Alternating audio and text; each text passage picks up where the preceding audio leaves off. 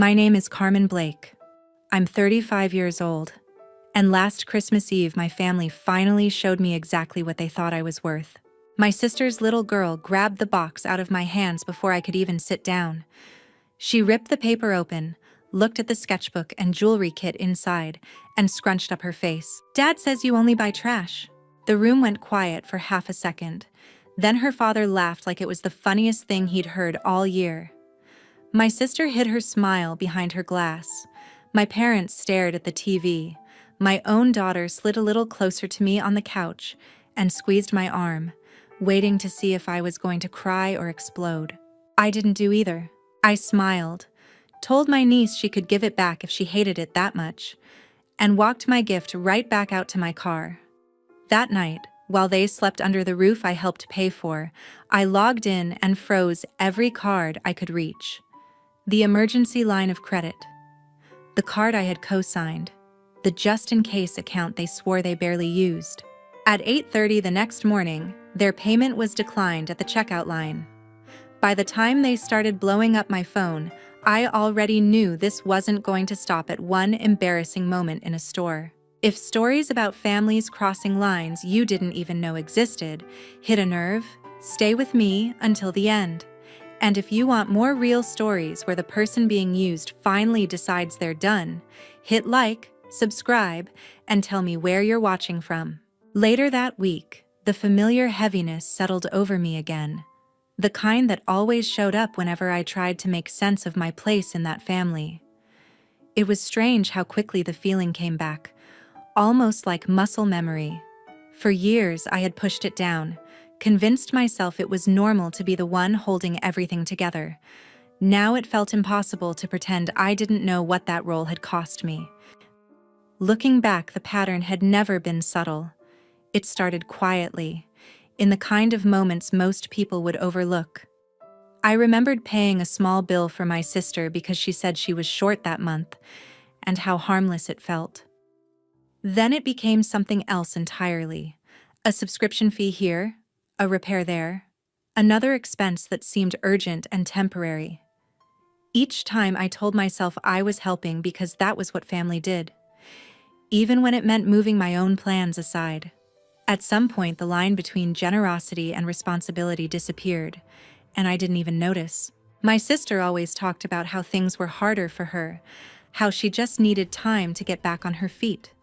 She said it casually, with an air of expectation that made it sound like the conclusion had already been reached, that I would pick up what she dropped. It never felt like a request, more like a reminder of the role I was expected to fill. I can't pinpoint the exact moment she began assuming I would say yes to everything. Maybe it was the first time I didn't push back. Maybe it was every time after that. There were periods when I told myself I was exaggerating. After all, I wasn't living on the street. I had an apartment, a job, a daughter to take care of. But each new responsibility I picked up for them meant another compromise for us. Money that should have gone to Piper's school activities or to something simple like a weekend outing ended up covering gaps that weren't mine. I didn't realize how much of my life was tied to their decisions until the weight started affecting things I cared about. Sometimes the resentment came in quietly, in the form of small realizations that unfolded long after the moments had passed. I'd think about how many times my sister praised someone else for helping her while conveniently forgetting everything I had done. She wasn't shy about expressing gratitude when it made her look good, but somehow I was always left out of those stories.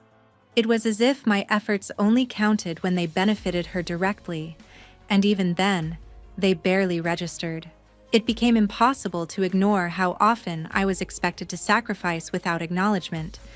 Every financial choice they made, big or small, seemed cushioned by the assumption that I would absorb the fallout. It wasn't spoken aloud, but the expectation was there in the silence that followed every new oversight, every unexpected expense, every crisis that seemed to hit them harder than it ever hit anyone else. I used to convince myself they appreciated me in their own way, that maybe the lack of acknowledgement wasn't intentional, But as the years went on, it became clear they had built an entire routine around the idea that I wouldn't complain. My reliability had become their safety net, and the more I provided, the less they saw it. Dependability turned invisible when it was always available. I learned that the hard way. Even so, I kept stepping in because I didn't want Piper to grow up thinking her mother was bitter or resentful. I wanted her to see generosity as strength, not weakness. But at some point, I began wondering if I was showing her the opposite, that letting people drain you was part of love.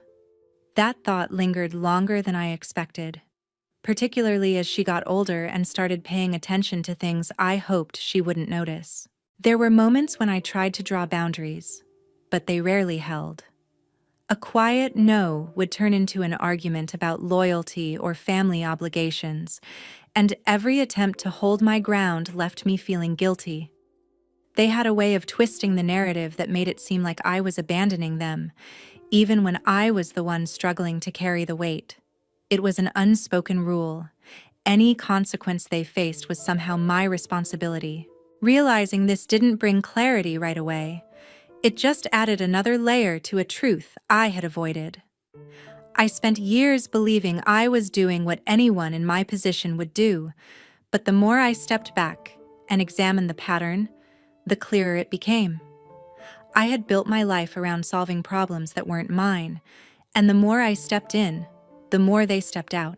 It was only then that I started to understand how long the imbalance had existed, and how much of it I had allowed without even realizing it.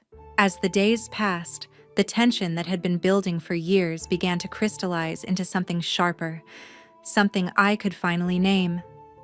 It wasn't anger anymore, it was clarity. That distinction mattered more than I expected, because clarity made every decision feel deliberate instead of reactive. It made the next step obvious, even if the weight of it settled on my shoulders in a way that hinted things were about to shift permanently. The night I acted was quieter than usual. Piper had fallen asleep early after a long afternoon working on a project she was excited about, leaving the apartment wrapped in a kind of stillness I rarely experienced. With the rooms dim and the air steady, I opened my laptop and sat at the small dining table that doubled as my workspace. The glow of the screen felt almost intrusive at first, like I was letting light spill into a corner of my life I had kept dark for too long. But once I began, the hesitation disappeared. The list of accounts connected to my name was longer than I remembered. Most of them weren't significant individually, which was probably why I had allowed them to pile up without noticing how much they took from me over time. One payment covered a subscription that was supposed to be temporary. Another was tied to a repair I had treated as a one-time favor. A credit line I had opened for convenience had quietly turned into something else. The pattern was unmistakable. Each item had a story, a reason, an excuse attached to it, small enough to dismiss, yet persistent enough to accumulate.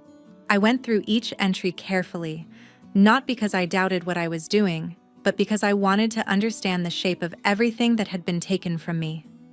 With every switch I flipped off, and every access I revoked, I felt something inside me loosen. It wasn't relief exactly. It was more like reclaiming ground I didn't know I had lost. The more I reviewed, the more I realized how often I had allowed myself to be part of situations that drained me without adding anything back. Autopay settings were the first to go. It almost startled me how quickly they disappeared once I pressed the buttons. After that, I changed passwords, removed my name from shared access points, and documented every change. The process wasn't complicated, but each step carried weight. There was no ceremony to it, no moment where I paused to consider whether I was doing the right thing. It felt overdue, even necessary. 2 hours passed without my noticing. By the time I pushed my chair back, the air in the apartment felt different, lighter somehow, as if the room had been holding its breath and finally let it out. I closed the laptop and stood there for a moment, absorbing the quiet around me. Nothing dramatic had happened, yet everything had shifted.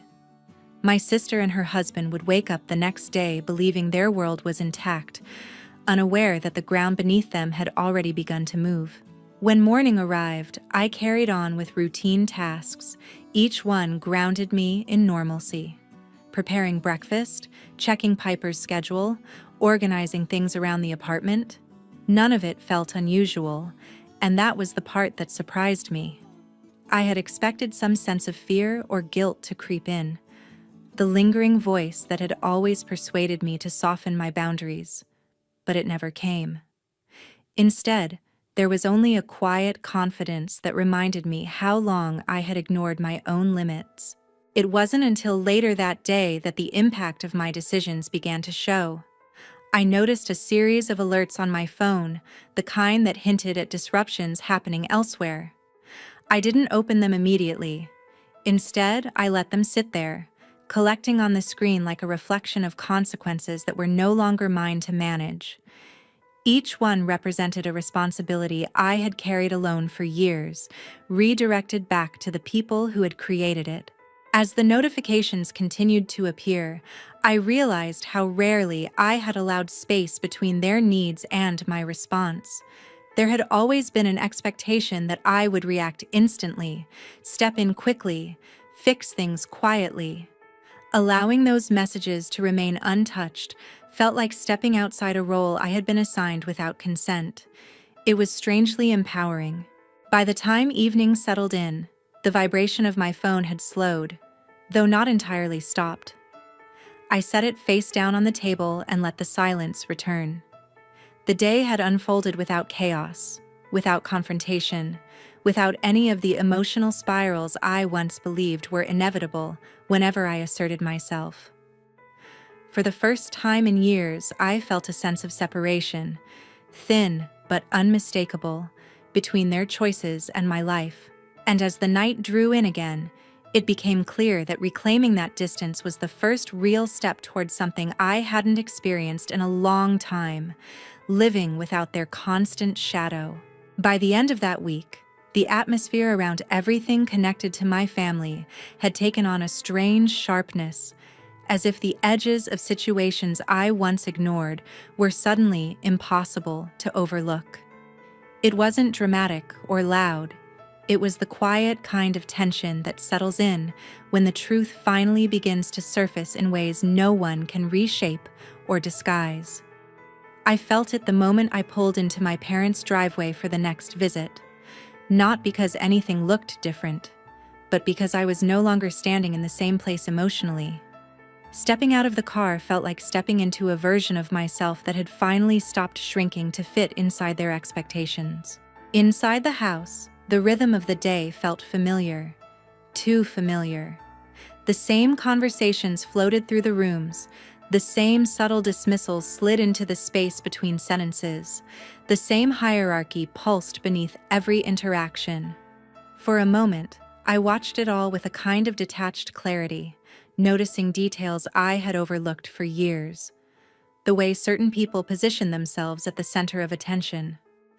The way small inconveniences turned into melodramas if the spotlight shifted away from them. The way silence was used as approval or punishment depending on who had earned favor that day. It was a system so well rehearsed it didn't require direction. Even without words, the unspoken expectations landed exactly where they always did. I felt the pressure to smooth things over, lighten the mood, fall back into my assigned role. But this time, the old patterns didn't settle. They hovered there, waiting for me to do what I had always done, unaware that something fundamental had already changed. For the first time in years, I walked through those rooms without bending myself around their comfort. As the day unfolded, I noticed a growing restlessness in the air, a kind of unease that trailed behind interactions in small, almost imperceptible ways. There were glances exchanged across the room, brief moments of calculation, subtle shifts in tone. It was clear that something had been disrupted, though no one addressed it directly. They didn't know the specifics yet, but they understood enough to be unsettled. I could feel the anticipation building, as if everyone was waiting for an explanation they believed they were owed. In the middle of that tension, my mother gestured for me to follow her into the hallway. She handed me a stack of envelopes with the kind of careful neutrality that suggested she didn't want to be involved, but also didn't want to appear uninvolved. She said nothing meaningful, just a brief comment about sorting through mail and coming across something with my name on it. It was the kind of gesture that could easily be interpreted as helpful, though the timing made the act feel too precise to be accidental. When I returned to a quiet corner of the living room and opened the envelope on top, the shift inside me was immediate. The document was a registration form for an upcoming youth program.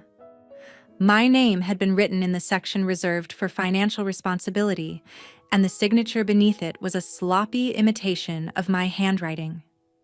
Even with minimal effort, the forgery was obvious. The curve of the letters, the spacing, the uneven pressure. It was a performance by someone who believed I wouldn't notice because I never questioned anything. The realization settled over me slowly, not as a shock, but as confirmation of something I had sensed long before that moment. The forgery wasn't simply a request disguised as paperwork. It was a declaration of entitlement. It meant that somewhere along the line, they had stopped seeing me as a person who could choose and started seeing me as a resource they were entitled to use however they wished. The document in my hands was more than a form. It was proof of how far that entitlement had grown and how easily it had been justified among themselves. I stared at the signature for a long moment, letting the truth of it settle. Every choice I had made to be supportive had somehow transformed into permission for them to decide things on my behalf. What struck me wasn't the betrayal itself, but the casualness of it. They had assumed I would go along with it without question because I always had. The forgery wasn't an act of desperation. It was an act of confidence, a belief that I was predictable, compliant, and too focused on keeping peace to challenge anything. As I folded the document and slipped it back into the envelope, a cold clarity settled over me. The truth had been there for years, just hidden beneath layers of obligation and silence.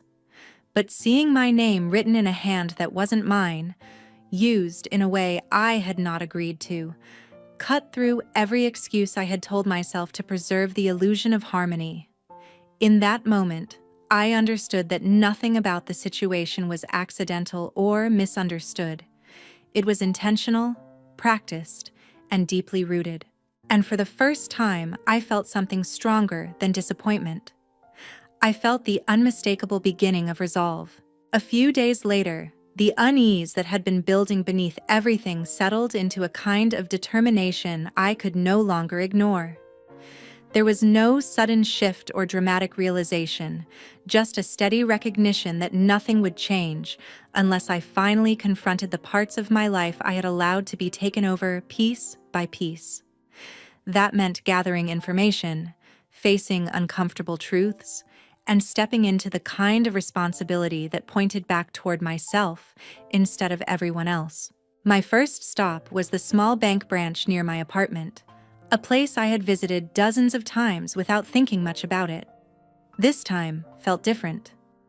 I arrived with a folder tucked under my arm, filled with documents I had sorted through carefully the night before.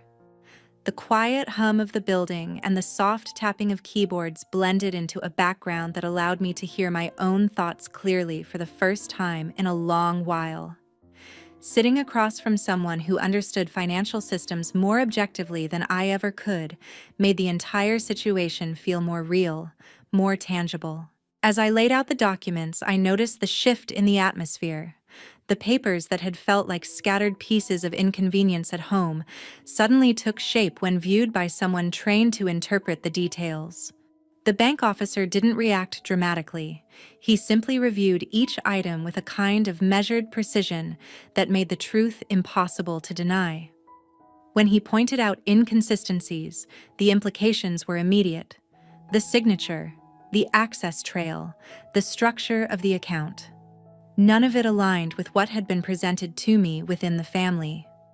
It was the kind of clarity that came from someone who had no emotional investment in the situation, and that objectivity illuminated everything I had tried to rationalize. Leaving the bank, I carried a weight that was different from guilt or frustration.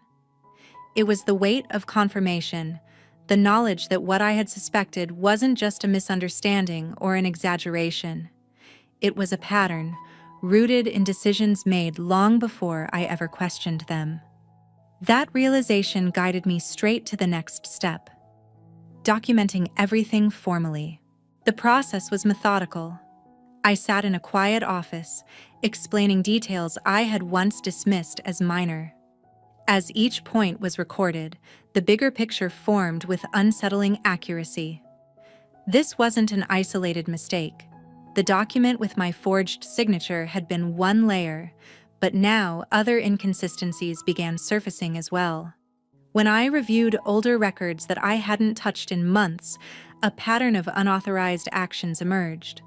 The signs had been there, but I had been too focused on keeping peace to notice how easily my name had been used without my knowledge. One discovery led to another. A credit line that should have been closed remained active with subtle activity that didn't match my records. Insurance statements revealed claims tied to circumstances that made no sense in the context of my own life. Even small auto payments showed signs of manipulation, settings altered without my involvement, approvals linked to an email address I didn't recognize. The deeper I went, the clearer it became that the situation reached far beyond the initial document that had triggered everything. It was unsettling to realize how thoroughly the boundaries around my life had been crossed. Not through dramatic actions, but through subtle shifts and quiet adjustments that accumulated over time. Every detail reinforced the same truth. My assumption that the people closest to me respected my autonomy had been misplaced. Their comfort had been built on access to resources that were never meant to be shared without consent. The more I uncovered, the more I understood how long the imbalance had been quietly shaping my decisions. By the time I met with an attorney to outline the next steps, the shock had morphed into something sharper. Sitting in that office, I listened as someone broke down the legal implications in clear, steady terms.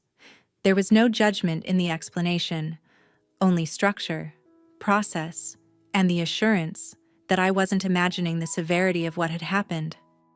The recommendations were straightforward: gather all documentation, notify relevant institutions, file the appropriate reports, and begin formally separating every legal and financial tie that remained. Hearing the steps laid out like that made everything feel both heavier and liberating. It wasn't the path I wanted, but it was the path necessary to reclaim control over my own life. Walking out of that office, I carried a sense of purpose that had been missing for years. The situation was no longer tangled in emotional confusion. It was defined, documented, and moving toward resolution through channels that didn't rely on anyone else's approval. As I drove home, the changes ahead didn't intimidate me. They anchored me. For the first time, the direction felt entirely my own. A quiet evening at home should have felt peaceful after everything I had pushed through. Yet a persistent heaviness settled in the room, like it had been waiting for the right moment to appear. I sensed it before I understood it, the way someone senses a storm long before the first drop of rain. It began with a simple email notification from an agency I rarely heard from, something so ordinary at first glance that I almost let it sit untouched. But a tug of intuition pulled me toward it, and that decision shifted the entire direction of the night. The message referenced an account tied to my name, one I had never opened, with a balance that made the air around me tighten. It wasn't the number itself that rattled me, but the timeline, charges stretching back further than I could fathom, recurring with a consistency that suggested deliberate planning rather than a careless mistake. As I scrolled through the details, each line added another layer to a structure I didn't even know existed. It wasn't just unauthorized access. It was a system built quietly, designed to function only because I had never stopped to question the patterns that had shaped my life for years. I stared at the screen while a cold clarity pressed deeper into my chest.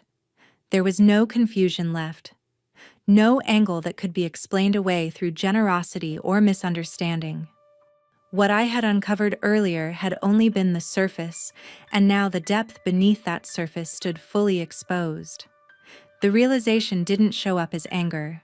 It arrived as something slower, an understanding of how thoroughly my boundaries had been erased without my consent. I printed every page carefully, adding them to the growing stack of documentation I kept in a folder near my desk.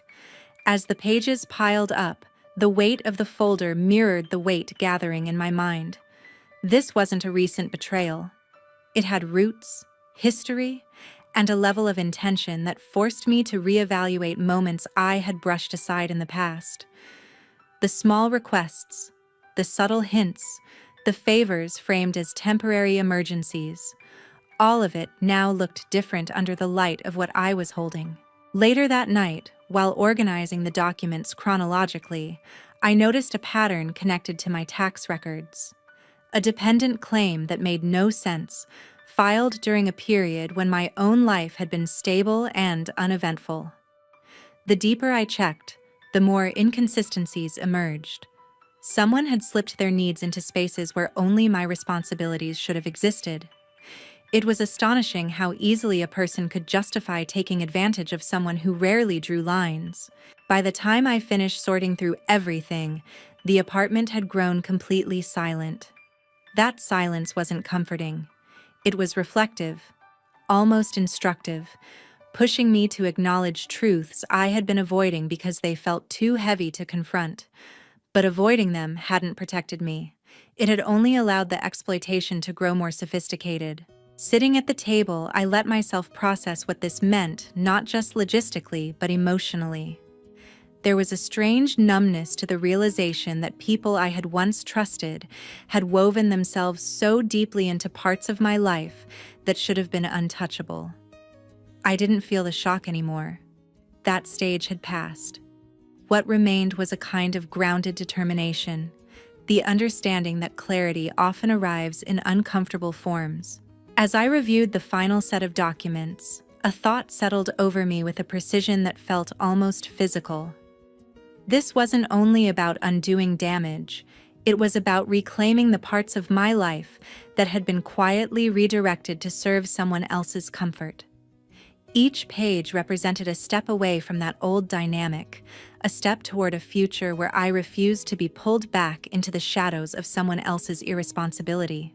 When I closed the folder, I knew the next actions would carry weight. The separation I had started was no longer just financial. It was structural, emotional, and complete. What had once felt like a painful unraveling now took on the shape of liberation. The final decisions ahead would not be easy, but they would be mine. And that was enough to steady me for what came next. A quiet morning settled over my apartment, carrying a stillness that felt different from the silence I had grown used to. It wasn't the absence of noise, but the presence of something steadier, an understanding that the road ahead no longer required negotiation with anyone who had benefited from my hesitation. That calm made it easier to look directly at the final pieces I needed to set in motion. The folder containing every document I had collected rested on the table, thicker now than I ever expected. Its weight wasn't intimidating anymore. It felt like a marker of the distance I had traveled. Sorting through the last few pages, I noticed how differently I processed everything compared to the beginning. There was no fear left, no doubt, only a clear acknowledgement of what needed to be done. Every form, every report, every letter served as a reminder that reclaiming my life required an ending as firm as the intrusion that had triggered it. My next steps unfolded with a kind of precision that surprised me. I filed the final paperwork, notified every institution that still had traces of unauthorized access, removed myself from obligations that had never belonged to me in the first place, and closed the accounts that had been left vulnerable for far too long. Each action felt like shutting a door that should never have been opened. There was a strange peace in that certainty, a sense that I was no longer patching holes, but building new walls designed to protect what mattered. As I moved through the last tasks, I thought about the collapse that must have been happening on the other side of all of this. Not because I wished for it, but because it was the natural outcome of severing systems that had quietly relied on me. The withdrawal of support had been gradual at first, but the final cutoff created an impact that couldn't be ignored. It wasn't my responsibility to manage the aftermath. That truth settled into me like a final piece clicking into place. Later in the day, while reviewing the confirmations that had come through, I felt a steadiness I hadn't known in years. Not relief exactly, something deeper. A quiet conviction that boundaries weren't acts of cruelty, but acts of preservation. The decisions I made weren't about revenge. They were about recognizing the cost of tolerance when it's confused with love. That distinction had taken years for me to understand, and now it felt like the foundation of everything I wanted my life to become. By the time evening arrived, the apartment glowed softly in the fading light, and for once, I didn't feel the tension of waiting for something to go wrong. There were no interruptions, no unexpected issues demanding attention. The stillness felt earned, not borrowed. I knew this chapter of my life was ending, not because anyone apologized or made amends, but because I chose to close it myself. Standing near the window, I let the quiet settle around me and reflected on what all of this had taught me. The hardest truth wasn't discovering how deeply my trust had been misused.